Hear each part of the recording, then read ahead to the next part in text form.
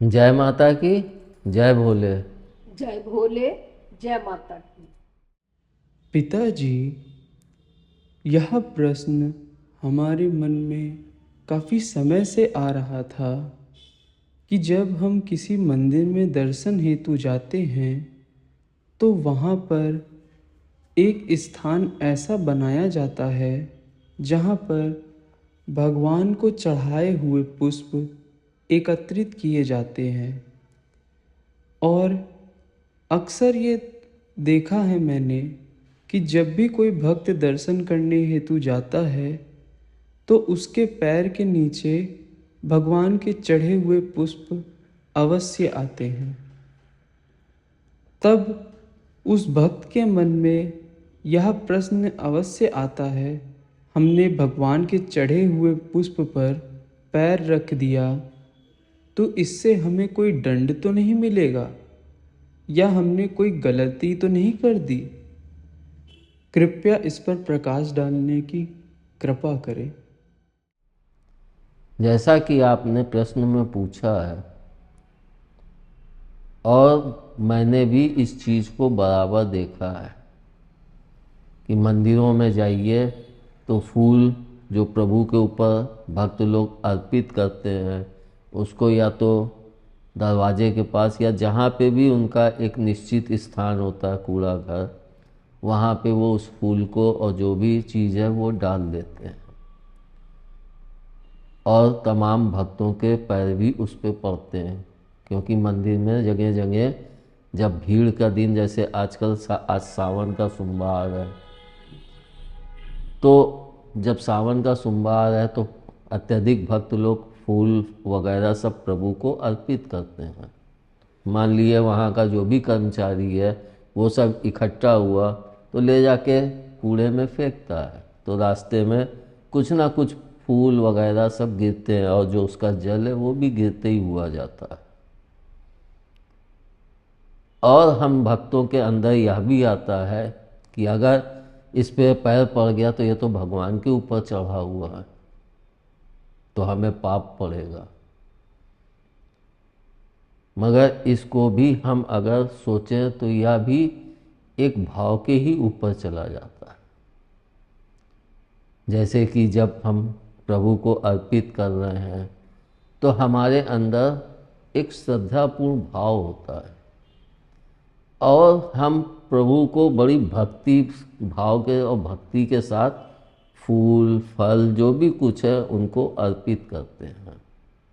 मगर हम देखते भी हैं कि जैसे ही हमने अर्पित किया तो मंदिर में पुजारी है वो ऐसे हाथ करके शिवलिंग के ऊपर से या जो भी मूर्ति वहाँ से एक किनारे कर देते हैं फूल वगैरह, फिर शिवलिंग, ताकि दूसरे भक्त लोग उस पर चढ़ा सकें। तो हमें भी कभी कभी लगता था कि अरे अभी तो हम पूजा ही कर रहे हैं, इतनी देर तो रुकते कि हमारी पूजा हो जाती, तब भले हटा देते। मगर उस कर्मचारी का या उस पुजारी का भी क्या दोष है? अगर वो हटाए ना तो वहाँ पे इतना प्रभु के ऊपर इकट्ठा हो जाएगा कि दूसरे व्यक्ति को तो वह मूर्ति या शिवलिंग नज़र ही नहीं आएगी, वो अपना भाव कैसे प्रकट करेगा। तो उस कर्मचारी की भी मजबूरी होती है कि जैसे ही इकट्ठा हो इसको यहाँ से निस्तारित किया जाए।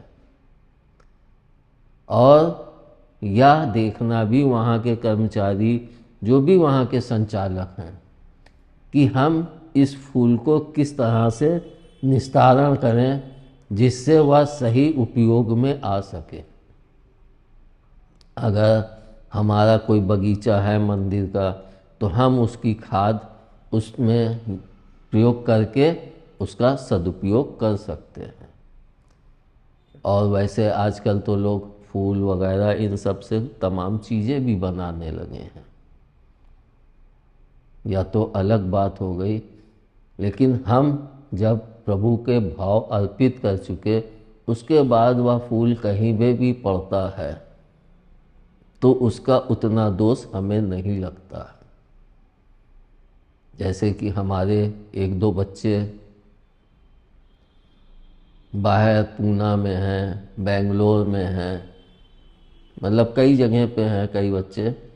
तो वो लोग फ्लैट में हैं तो बोलते हैं कि मैं कैसे जल चढ़ाऊँ तो उसका क्या करूँ, फूल चढ़ाऊँ तो उसका क्या करूँ, क्योंकि हम तो यहाँ पे अगर इसको कहीं निस्तारित करने जाएंगे तो बहुत दूर जाना पड़ेगा।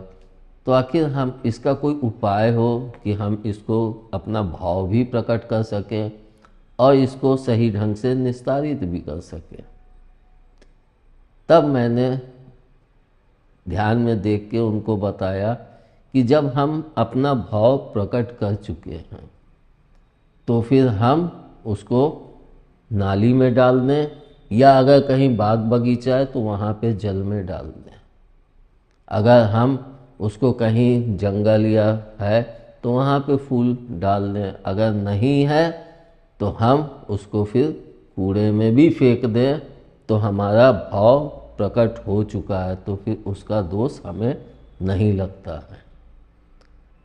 इसका सबसे बड़ा कारण यही है कि आप स्वयं देखिए, जब हमारा भाव या हमारा कार्य हो चुका होता है तो उसके बाद उस चीज़ की कोई भी वैल्यू नहीं रह जाती है। इसको अगर हम सही उदाहरण दे के देखें तो यह शरीर है। इस शरीर में भी जब तक प्रभु की आत्मा वास कर रही है तब तक यह जीवित है। जिस दिन वह इस शरीर से निकल जाती है तो इस शरीर को भी निस्तारित करने के लिए कोई शमशान जाता है तो कोई कब्रिस्तान जाता है, लेकिन तुरंत ही निस्तारित करो, हटाओ। जब तक जिंदा था, अरे बाबा हैं, पिताजी हैं, या जो भी व्यक्ति है, तब तक उसका एक मान होता है, सम्मान होता है।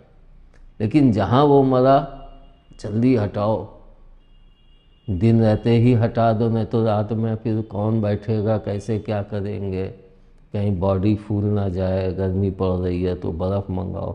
मतलब निस्तारित करने के लिए और कष्ट ना हो, तमाम बातें सोचने जाने लगती। तब हमें यह ख्याल नहीं आता है कि उसकी आत्मा निकल गई।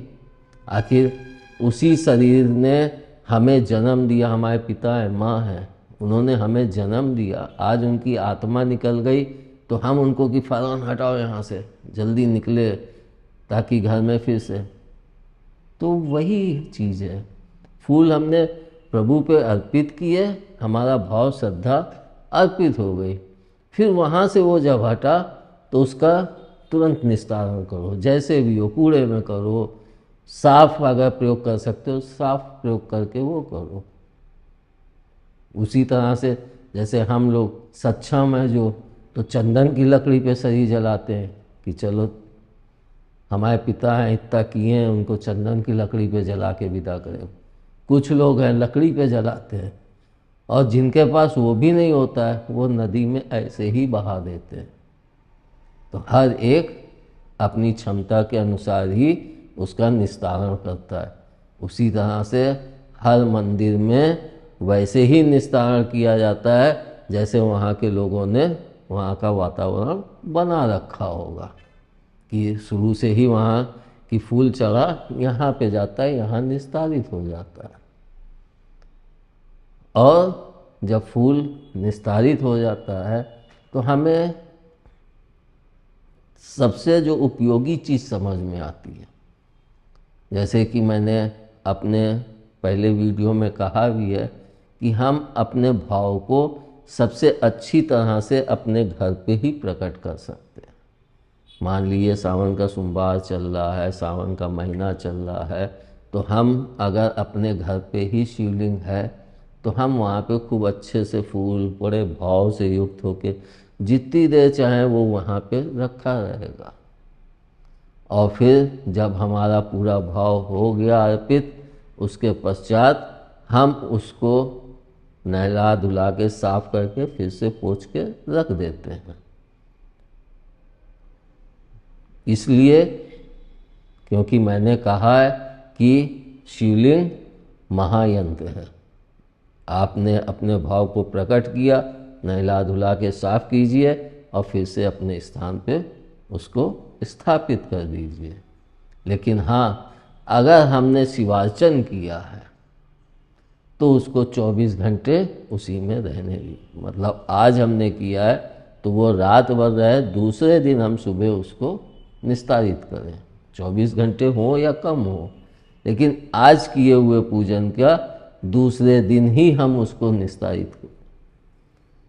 और उसका सबसे बड़ा कारण ये होता है कि हमारे भाव से वो शिवलिंग उसके अंदर दबी हुई है। जितने फूल, जितने वो ढकी हुई है, वो सब हमने भावपूर्ण तरीके से उस पर अर्पित किया, प्रभु को चढ़ाया है। तो हमारा भाव उस चारों तरफ शिवलिंग के ढेर बना हुआ है, जिसके कारण उस भाव के उस शिवलिंग में भी प्रभाव आ जाता है। तब दूसरे दिन हम जब उस शिवलिंग को निकालते हैं तब आप उसको देखिए तो उसकी चमक बढ़ जाती है। उसका भी कारण ये होता है कि फूल का रस, दूध, दही, जो भी चीज़ें पड़ी उनके भी एक तेज से उसका मैल कट के साफ हो जाता है और हमारा भाव उस शिवलिंग में पूरी तरह से स्थापित भी हो जाता है। जिसको हम इस तरह से भी देख सकते हैं कि हम लोग किसी भी मंत्र को जब पूरी तरह से जागृत कर लेते हैं तो साल में एक बार उसको हमें फिर से जागृत करना पड़ता है। अगर हम एक साल में उसको जागृत नहीं करेंगे तो उसका प्रभाव समाप्त भी हो सकता है और कम होता जाता है। उसी तरह से जब सावन आता है तब हम अपने शिवलिंग को फिर से रिचार्ज कर लें, ताकि एक साल तक उसमें वह भाव और प्रभाव दोनों ही संयुक्त रूप से स्थित हो। और जब हम उससे सावन भर नहलाने के पश्चात हर सोमवार को शिवलिंग का स्नान और वो करते हैं तो भी हमारा भाव उसमें पूरी तरह से अच्छे से सर्वाइव होता रहता है और उसके कारण हमारे घर के वातावरण में भी परिवर्तन आ जाता है। हम इसको महसूस करें, जिसके घर में डेली भजन होते हैं, और मैं कहता भी हूँ कि भजन करो या आरती करो या थोड़ी देर नाचो भी, क्योंकि उससे भी हमारा भाव बहुत तीव्र हो जाता है। तो इन सब से हम जब अपने भाव को तीव्र करते हैं तो हमारे घर में एक आनंद रूपी बयार बहने लगती है। अगर वह बयार नहीं बहती है तो उस घर में अच्छा नहीं, खुशियाँ नहीं दिखती हैं। और जहाँ पे आनंद रूपी बयार बहने लगे प्रभु की, तो वहाँ पे आप जाएंगे तो आपको बड़ा अच्छा लगेगा। आप सोचेंगे कि और थोड़ी देर बैठें। जैसे किसी मंदिर में जाते हैं तो सोचते हैं और बैठे, यहाँ बड़ा अच्छा लग रहा है। इसको मैंने अपने घर में भी देखा। हमारे मामा जी आते थे, 1.5 घंटा 2 घंटा बैठे वो भगवान की तरफ ही निहारा करते थे। जैसे पूजन हो रहा है, शुक्रवार के दिन श्रृंगार श्रृंगार, कोई मैं इतना हवन अवन तो कभी किया ही नहीं, बस ध्यान करता था और प्रभु का श्रृंगार खूब अच्छे से करता था, भोग खूब अच्छे से लगाता था और उसका बाद सिर्फ ध्यान करता था। तो वो वहाँ की सुंदरता को देखते थे कि कितने अच्छे से कर रहे हैं, कितने अच्छे से वो। और मामा जी ही नहीं, कई लोग आए तो उनको जैसे मंदिर में एक अजीब प्रकार का प्रकाश है जो हम लोगों को नहीं दिखता था, क्योंकि हम लोग डेली उस प्रकाश के अभ्यस्त हो चुके थे। मगर जो नया व्यक्ति आता है उसको वह प्रकाश दिखता था। जब पूजा होती थी तो उन्हें कि वहाँ दरबार में तो आपके एक अजीब प्रकार का प्रकाश है, एक अजीब प्रकार का तेज है,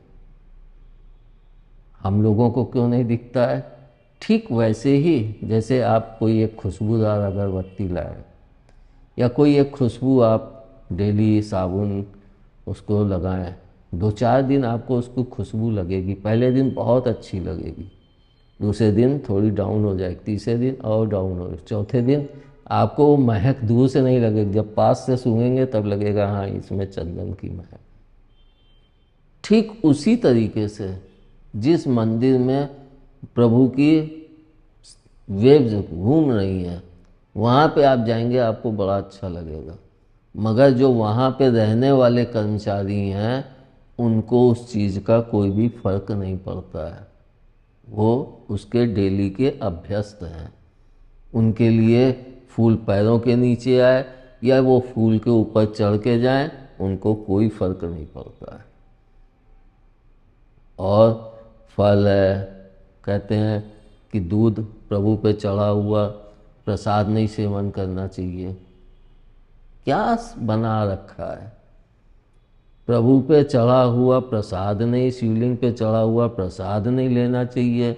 मैंने अपनी आँखों से शिव मंदिर में देखा है कि लोग आते हैं, बाल्टी भर दूध उनको चढ़ाना है तो सब फूल वूल किनारे करके सब भक्तों को रोक देते हैं और शिवलिंग पे वो दूध चढ़ाते हैं, उनको अर्पित करते हैं प्रभु को। और इधर जो भी वहाँ पे पुजारी बैठे हैं वो नीचे बाल्टी लगा के उस दूध को उसमें भर लेते थे और उसके पश्चात वही दूध उठ के बाहर चला जाता था और जो ठंडाई के दुकानदार हैं वे उसी दूध से ठंडाई बना के मार्केट में बेच देते थे। अब शिवलिंग पे चढ़ा हुआ प्रसाद नहीं ग्रहण करना चाहिए, इतना पंडित लोग सब बताए कि शिवलिंग पे चढ़ा हुआ प्रसाद नहीं ग्रहण करो। लेकिन शिवलिंग पे चढ़ा हुआ दूध उठा के ठंडाई वाले को देख के और वह बेच के वह प्रसादी तो दे रहा है, तो एक तरह से उस प्रसाद का सदुपयोग नहीं हो रहा है, क्योंकि प्रभु के ऊपर चढ़ा है तो वह बिक्री करके नहीं, ऐसे ही किसी के लिए उपयोगी दे के उसकी क्षुधा को शांत कर दो। मैंने तो अब की यह भी सोचा कि जो एक भक्त मेरे से पूछा कि मैं आपकी दूध से शिवार्चन करूँगी, तो मैंने कि दूध से करो बहुत अच्छा है।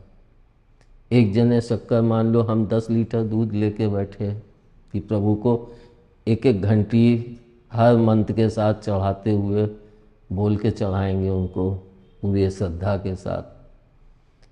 एक होता है कि एक बाल्टी लेके सीधे प्रभु के ऊपर अर्पित करते चले जा रहे हैं, एक होता है कि घर में बैठ के बाल्टी लिए एक एक घंटी में उठा के प्रभु को मंत्र बोलते हुए ओम नमः शिवाय ओम नमः शिवाय, एक मंत्र में 1 घंटी आप दूध अर्पित कीजिए और साथ में अपनी पत्नी बच्चे या जो भी हों उस दूध में कितनी चीनी मिलेगी ये अंदाज़ा लगा लिए। शिवलिंग पे एक जने चीनी चढ़ाते जाओ और लोग हैं एक जने मेवा चढ़ाते जाओ, आप चीनी भी घुल गई, मेवा भी मिल गई। अब वह जो पंचामृत बन के निकलेगा वो आप किसी को भी देंगे तो मीठा भी होगा, मेवा युक्त भी होगा, ना हमें उसे गरमाना पड़ेगा ना हमें उसे कुछ करना पड़ेगा, बल्कि वो प्रसाद से महाप्रसाद हो गया मेवा युक्त। और चीनी मिलने के कारण वह थोड़ी देर और टिकाऊ हो जाता है। तो हम उस प्रसाद को फिर गरीबों में या जो भी ज़रूरतमंद है उन्हें बांट दें और स्वयं भी ग्रहण करें। अगर हम बाहर हमारे पास नहीं है कि बाहर हम किसी को दें तो हम स्वयं ग्रहण कर सकते हैं उसको, क्योंकि 10 लीटर काफ़ी हो जाता है। तो हम अपने अगल बगल वाले रिश्तेदार नातेदार उनको खीर बना के कि खीर हो गई प्रभु का प्रसाद है दे सकते हैं। मतलब फूल के साथ साथ मेरा कहने का मतलब है कि जो यह भी एक हम लोगों में एक गलत धारणा बैठी हुई है कि शिवलिंग का प्रसाद नहीं खाना चाहिए, जबकि शिवलिंग पे चढ़ा हुआ प्रसाद महाप्रसाद के रूप में परिवर्तित हो जाता है। इसको आप अगर गहराई से सोचेंगे तो आपको समझ में आएगा कि शिवलिंग पे चढ़ा हुआ प्रसाद क्यों महाप्रसाद में बदल जाता है, क्योंकि उसमें माता पिता दोनों का ही अंश विराजित है। तो हम अपने दिमाग से यह धारणा को निकाल दें कि मंदिर में जाते हैं फूल पड़ा है तो पैर पड़ा तो हमें पाप लगेगा। जब हम सोचेंगे पाप लगेगा तभी लगेगा, जब हम सोचेंगे नहीं पाप क्या लगेगा, ये तो चढ़ा चुके हैं, कोई पैर पड़ गया कोई हर्जा नहीं, तो हमें पाप नहीं लग सकता है। इसको हम इस उदाहरण के द्वारा भी सोच सकते हैं, बहुत अच्छे से समझ सकते हैं कि एक कसाई होता है तो वह जिस चीज़ को भी, चाहे मुर्गी हो या बकरी हो, जिसको भी वो काट रहा होता है, उसके अंदर कोई भाव नहीं होता है। उसके अंदर सिर्फ भाव इतना होता है कि इसको काट के हम बेचेंगे, उससे हमें जो धन अर्जित होगा उससे हम अपने परिवार का जीविकोपार्जन करेंगे। तो उसके अंदर कोई भाव ही नहीं होता, तो वह पाप और पुण्य दोनों से ही मुक्त होता है। लेकिन अगर वो हम यही सोच के कह दे इसको काटेंगे हमें पाप लगेगा, काटेंगे पाप लगेगा, तो हम काटते हैं तो हमें पाप लगता है। लेकिन यहाँ पे ये भी देखने वाली बात होती है कि हम किस मकसद से काट रहे हैं। अगर अपनी जीविका, या जैसे कोई शेर है वो हिरन को खा लेता है, वो तो वो उसका भोग है, तो उसको वह खाता है तो उसको कोई पाप नहीं लगता है। लेकिन वही अगर हम गाय के आगे मीट धर दें तो वो कभी नहीं छूती है। तो हम अपने भाव के अनुसार ही हमारा शरीर इतना उसमें ढल जाता है कि हम उससे एक दूरी बना लेते हैं। तो हम ये अब समझ सकते हैं कि हम अपने भाव को सही रखें। हमने श्रद्धापूर्वक मंदिर में जाते हैं, हमें इतना फूल इतना वो लेने की आवश्यकता नहीं है, थोड़ा फूल ये चढ़ाए, अपनी श्रद्धा प्रकट की और फिर घर में आके बैठ के खूब अच्छे से जो श्रृंगार करना है, प्रभु का शिवार्चन करो, खूब अच्छे से करो, वहाँ पे बैठ के करो। वहाँ पे तुम भाव जब प्रकट करोगे 3-4 घंटे आराम से बैठ के, तब तुम्हें लगेगा कि हमने मेहनत की, प्रभु में अपने भाव को पूरा प्रकट किया।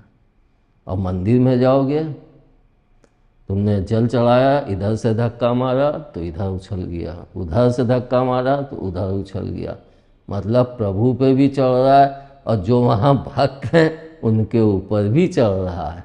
तो तुम्हारा भाव इधर उधर उछल रहा है, स्थित नहीं हो रहा है। इसलिए मंदिर में ध्यान करना चाहिए, लेकिन खड़े खड़े या बैठ के जहाँ पे जितनी देर शांतिपूर्वक कर सकते हो वो करो।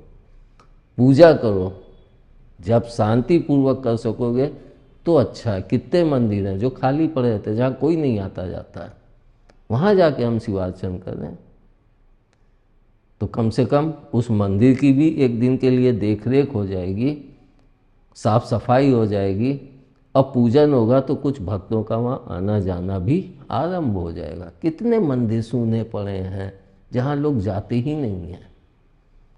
तो हम अगर ये छोटे छोटे अनुष्ठान वहाँ पे करें तो लोग, भक्त लोग वहाँ आने लगते हैं। क्योंकि हम देखते हैं अगर एक भक्त कहीं झुक रहा है तो कोई ना कोई 10 में से एक आधे वहाँ पहुँचेंगे, वो भी वहाँ पे, भले वहाँ मूर्ति ने एक पत्थर ऐसे ही किसी ने उठा के धर दिया, लेकिन वहाँ के अपनी श्रद्धा प्रकट करने लगते हैं। और जब प्रकट करने लगते हैं तब वह धीरे धीरे आकार लेके बढ़ने लगता है। तो हमारा भाव ही सर्वोपरि है और हमारा भाव ही हमें नीचे गिराता है। धन्यवाद। जय माता की, जय भोले। जय भोले, जय माता की।